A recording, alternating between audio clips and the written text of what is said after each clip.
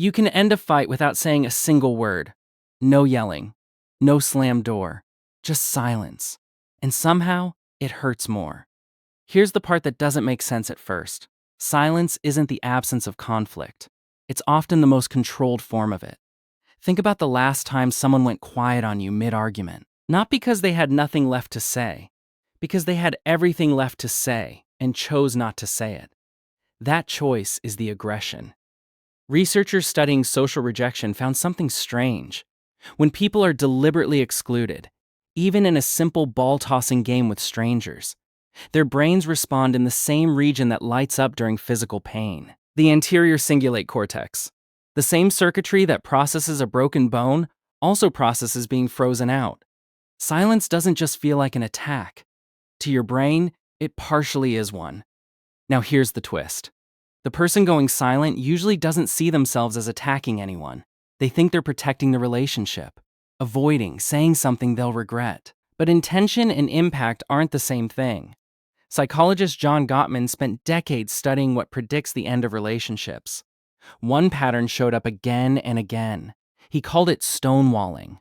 One person shutting down completely, refusing to engage, going flat and unreadable, while the other person is still trying to reach them. It's one of the strongest predictors of a relationship failing.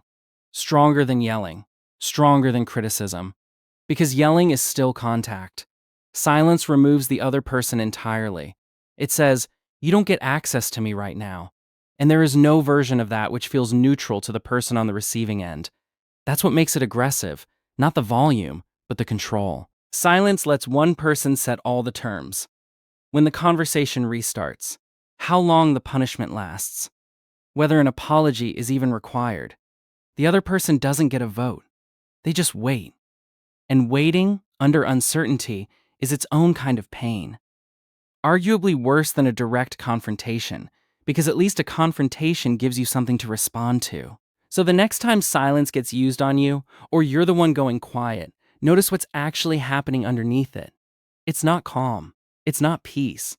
It's a way of saying something without ever having to own it. Real conflict resolution requires risk, saying the uncomfortable thing out loud, and staying in the room afterward.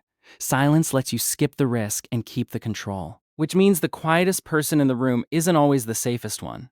Sometimes they're just the one holding all the power. QO. Silence doesn't end an argument. It just decides who gets to control what happens next.